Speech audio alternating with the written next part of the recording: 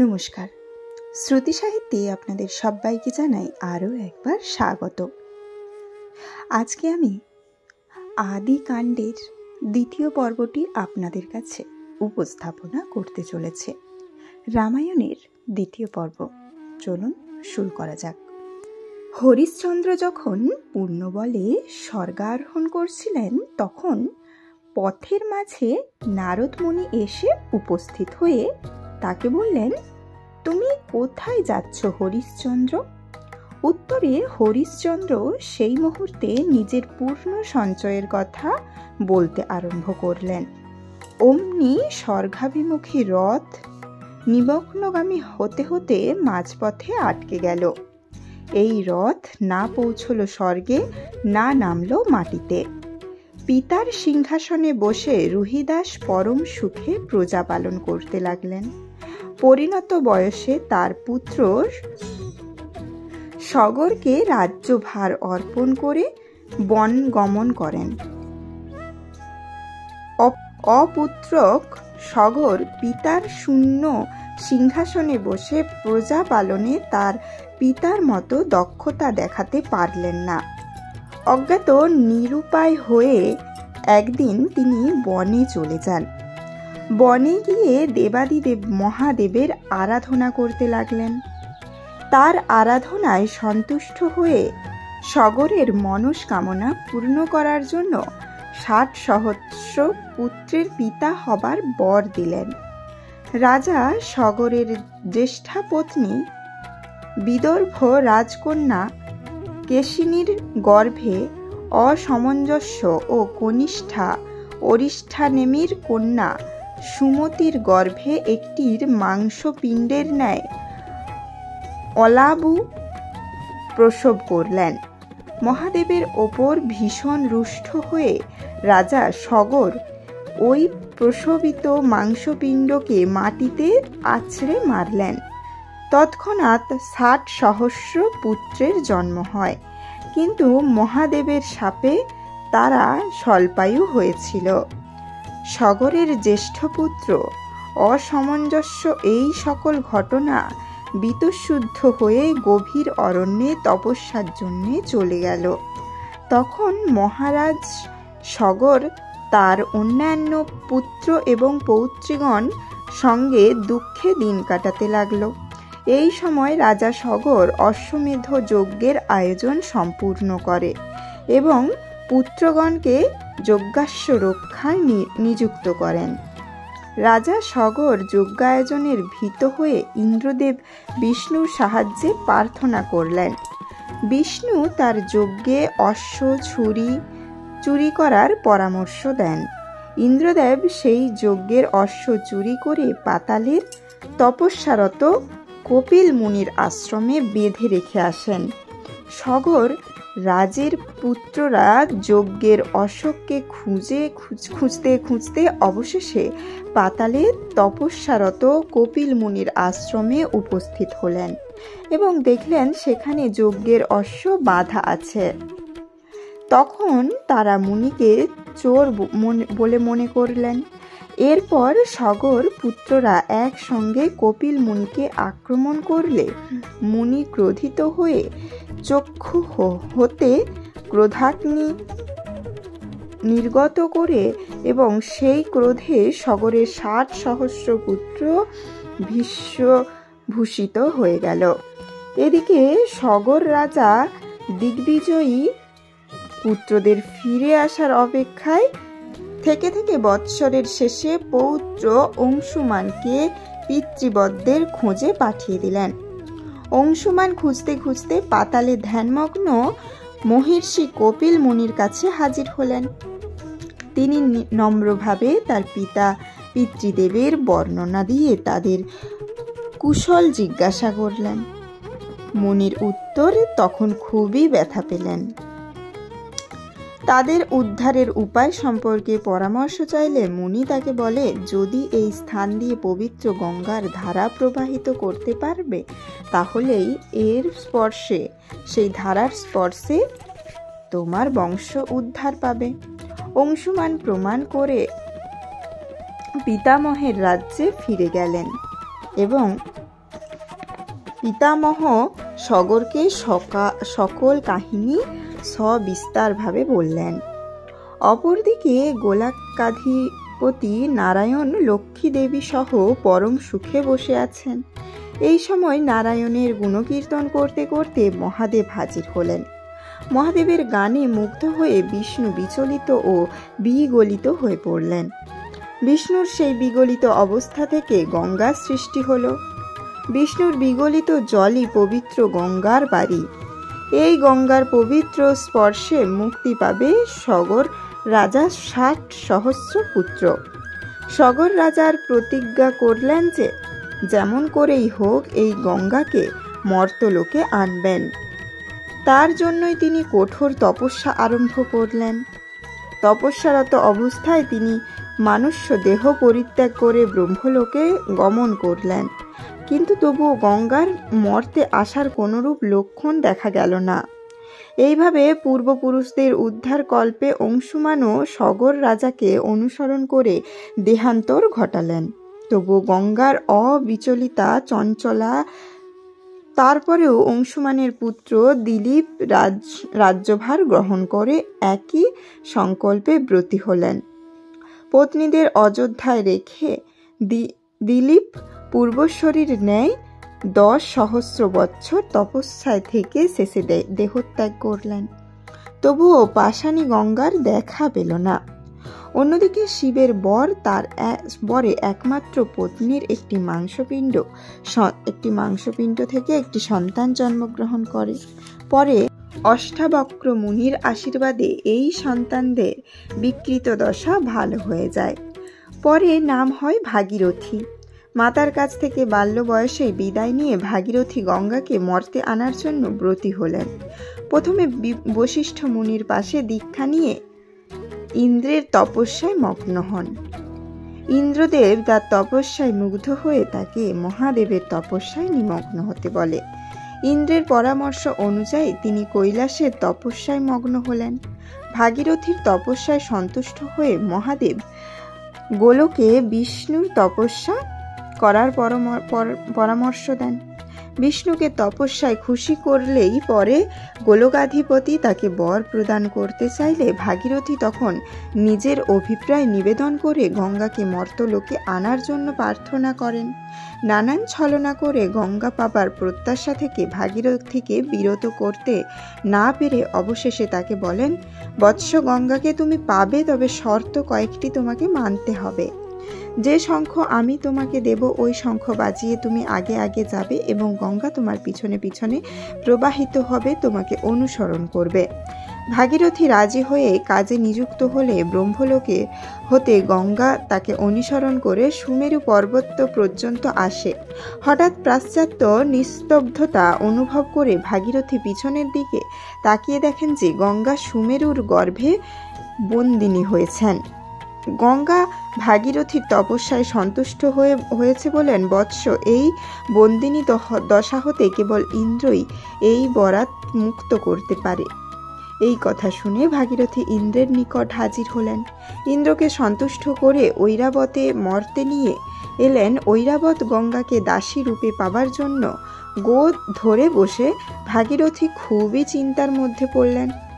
ভক্ত ভাগীরথী শোকে গঙ্গাদেবী দুঃখ পেয়ে বললেন, বৎস, তুমি নিষ্কম চিন্তা আমার স্তুতিতে অবিচল থেকে অপেক্ষা করো। এরপর গঙ্গা ঐরাবতে প্রস্তাব দিল যে যদি সে 2.5 ঢেউ সহ্য করতে পারে তাহলে তিনি তার ঘরে সপ্তনিশি দাসী রূপে বন্দিনী থাকবে। এই ঐরাবত ও এই প্রস্তাবে আনন্দিত হয়ে দন্তাঘাতে সুমেরুকে 4 খণ্ডে বিভক্ত করে দিল। গঙ্গার এই স্থান চতুর্ধারায় বিভক্ত। বসুধারা হল পূর্বমুখী, উত্তরমুখী ভদ্রা, পশ্চিমমুখী শ্বেতা ও ঊর্ধ্বমুখী অলকানন্দা রূপে প্রবাহিত হতে শুরু করল। এদিকে সদ্য মুক্তিপ্রাপ্ত গঙ্গা কেবলমাত্র একটি ঢেউয়ের আঘাতে তথা এক বিশাল জলধি তরঙ্গের ঘাসের মতো ভেসে যেতে যেতে ঐরাবতের গঙ্গাকে মাতৃজনীর স্মরণ করে প্রাণ ভিক্ষা চাইলেন। ঐরাবতকে ক্ষমা করলেন মাতৃরূপিণী গঙ্গা। সুমেরু গাত্র হতে নির্গত গঙ্গা ভাগীরথীর অনুসরণ করে মর্তে এসে পৌঁছালেন। ধরণীর গঙ্গা তরঙ্গের আঘাতে কাতর হয়ে তার কৃপা ভিক্ষা চাইলেন। তিনি পাতালে প্রবাহিত হতে চাইলেন। কোনো উপায় না দেখে ভাগীরথী শেষে গঙ্গার উপদেশ প্রার্থনা করলে তিনি তাকে বলেন যে শিব যদি আমার তরঙ্গের বেগ সহ্য করতে পারে তবেই আমি ধরণীর বুকে প্রবাহিত হব। গঙ্গার কথায় ভাগীরথী তপস্যায় বসলেন এবং শিবকে সন্তুষ্ট করে শিবের জটায় জল থেকে গঙ্গা উদ্ধার করলেন। শিবের জটা জাল হতে মুক্তিপ্রাপ্ত গঙ্গা এই জায়গার নাম হয়েছে হরিদ্বার। তারপর গঙ্গার একটি ধারা ভাগীরথীর নাম ধারণ করে রসাতলে প্রবাহিত হতে থাকল। অপর ধারা মর্তলোকের ওপর দিয়ে প্রবাহিত হয়ে মিলিত হলো যমুনা ও সরস্বতীর সঙ্গে। ত্রিবেণী সঙ্গমী প্রয়াগ তীর্থরূপে পরিচিত। ভাগীরথীর আনয়নকালে গঙ্গা এমন এক স্থানে উপনীত হয়েছিল যেখানে শিব কুশাগ্রে গঙ্গা স্পর্শ করে ব্রহ্মা হত্যার পাপ স্থলগ্ন করলেন। সেই স্থানের নাম ছিল বারাণসী। ভাগীরথীর শঙ্খধ্বনি শুনে গঙ্গা জহ্নু মুনির আশ্রমে উপস্থিত হয়ে মুনির যজ্ঞস্থলে পূজার সকল দ্রব্যাদি ভাসিয়ে নিয়ে যাওয়ার উপক্রম করলে রুষ্ট হয় মুনি গুণ্ডেশে গঙ্গাকে পান করে ফেললেন। ভাগীরথীর পিছন দিকে তাকিয়ে দেখলেন যে গঙ্গা সেখানে নেই। তখন জহ্নুমুনিকে দেখে তাকে সকল ঘটনা বললেন। ভাগীরথীকে গঙ্গায় পরিণত করার কথা জানালেন। ভাগীরথী জহ্নুমুনিকে তপস্যায় তুষ্ট করে ভাগীরথীর ভক্তকে তুষ্ট করে জহ্নুমুনি জানু চিরে গঙ্গাকে মুক্ত করে দেন। জহ্নুমুনির নানান অনুসরণ করে গঙ্গার আরেক নাম হয় জাহ্নবী। গঙ্গা দিক পরিবর্তন করে উত্তর দিক হতে পূর্ব দিকে রওনা হলো। ছদ্মবেশী পদ্ম নামে মুনি ভাগীরথী রূপে ধারণ করায় গঙ্গার দিক ভ্রান্তি ঘটিয়ে ভিন্নমুখী করেন। ভাগীরথী যখন জানতে পারলেন যে গঙ্গার দিক ভ্রান্তি হয়েছে তখন ভাগীরথী নিজের উদ্দেশ্যের দিকে রওনা হলেন। দিগ্ভ্রান্ত গঙ্গা এই শাখা পদ্মমুনির নামানুসারে হলো পদ্মা। গঙ্গার ভ্রান্তি ঘটানোর জন্য তিনি এই শাখায় পাপ মুক্ত দেবার জন্য ক্ষমতা থাকবার জন্য অভিশাপ্ত দিলেন। ধীরে ধীরে গঙ্গা প্রবাহিত ধারার নদীর সপ্তগ্রামে এসে পৌঁছালো। ত্রিবেণীর মুক্তধারা গঙ্গা এখন মুক্ত হলো, এই জন্য গঙ্গার নাম হলো মুক্তবেণী। তারপর বহু জন পদ অতিক্রম করে গঙ্গা এসে পৌঁছলো মহর্ষি কপিল মুনির আশ্রমে। সেই পবিত্র গঙ্গার জলের স্পর্শে ভস্মীভূত সগর রাজার ৬০ সহস্র পুত্র মুক্তি পেল। এই স্থান গঙ্গাসাগরে মিলিত হলো বলে গঙ্গাসাগর বা সগর সঙ্গম নামে ধারণ হলো। মহাতীর্থের পরিণত হলো এই জায়গা। একে একে লোকমুখে গঙ্গার গুণকীর্তন এই বলে প্রচারিত হতে লাগলো। সব তীর্থ বারবার গঙ্গার একবার। সগর রাজার বংশ সুযোগ্যর পুত্র ভাগীরথী তার পূর্বপুরুষদের সব পাপ থেকে মুক্ত করে অযোধ্যায় ফিরে গেলেন। কিছুদিন পরে তিনি তার পুত্র সৌদাসকে রাজ্যভার দিয়ে নির্জন গঙ্গার তীরে ভাঙা ঘরে বসবাস করতে লাগলেন। সেই জন্য ভাগীরথীর নামানুসারে গঙ্গার অপর নাম হলো ভাগীরথী। পূর্ণ লাভের জন্য তিনি স্বর্গলোকে গিয়ে দেবতার সঙ্গে মিলিত হলেন। সৌদাসের পুত্র সুদাস পুত্র রাজা দিলীপ তার পিতার মতো সুদক্ষ রাজ্য শাসক ছিলেন। তিনি মনের দিক থেকে শান্তি না পেলে একদিন তার পুত্র রঘুকে সমস্ত রাজ্যের ভার দিয়ে দিলেন। রঘুকে সুশাসক দেখে পিতা দিলীপ নিশ্চিন্ত মনে দেবলোকে গমন করলেন। পিতার মতো সুদক্ষ বুদ্ধিমান এবং পরাক্রমশীল রাজা থাকাকালীন রঘু সমস্ত রাজ্য ঐশ্বর্য ত্যাগ করে একা এক নির্জন পূর্ণ কুটিরে বনবাস করেন। সহস্র বৎসর রাজ্য শাসন করে পুত্র অজয়কে রাজ্যের ভার দিয়ে তিনিও দেবালোকে চলে যান। রঘুবীরের ন্যায় তার পুত্র রাজ্য শাসন করতে লাগেন। বিদর্ভরাজ ভোজের অনিন্দ সুন্দরী কন্যা ইন্দুমতীকে স্বয়ংবর সভা হতে নিয়ে আসার সময় অন্যান্য রাজ্য বর্ণ দ্বারা পথের মধ্যে আক্রমণ হলো। তিনি গন্ধর্ব বাণ দ্বারা তাদেরকে মেরে ফেললেন। রাজা অজয়ের ঔরসে ইন্দুমতীর গর্ভে এক সন্তান জন্মগ্রহণ করেন। তার সুদর্শন ও গুণবান পুত্রের নাম দেওয়া হলো দশরথ।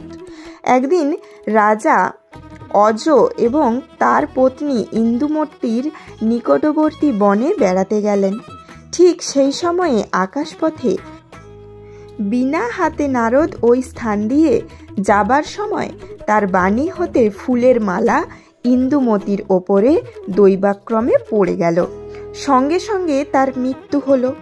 পত্নীর শোকে মুহম্মান অজ সেই ফুলের মালা নিজের দেহে আবরিত করে দেহ রক্ষা করলেন।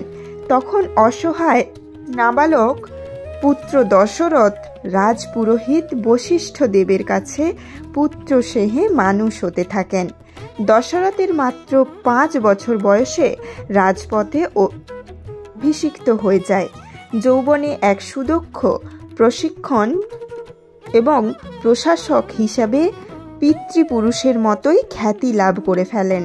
রাজা দশরথের কুশল বংশের কৌশল রাজের কন্যা কৌশল্যাকে বিয়ে করে পরম সুখে কালাতিপাত করতে থাকেন।